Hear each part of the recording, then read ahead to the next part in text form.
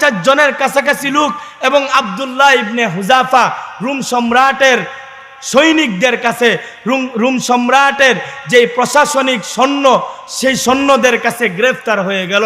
গ্রেফতার করে তারা ওই রোম সম্রাটের কাছে নিয়ে গেল। আর রোম সম্রাটের মনের মধ্যে একটা কৌতূহল ছিল যে সারা জীবন শুনছি মুসলমান জীবন দেয় কিন্তু আল্লাহর উপর ঈমান ছাড়ে না, মুসলমান আল্লাহ এবং তার রসুলের জন্য জীবন দিতে প্রস্তুত কিন্তু তারা ঈমান ছাড়তে প্রস্তুত না। তো আজকে একটু টেস্ট করে দেখি। আছে না অনেকেই যে একটু টেস্ট করতে চায় ইমানদারদের পাওয়ার কেমন, আছে না? হ্যাঁ, অনেকেই আছে এরকম, একটু টেস্ট করতে চায়। আমি তো 82 দিন জেল খাটছি তো আওয়ামী লীগের আমলে।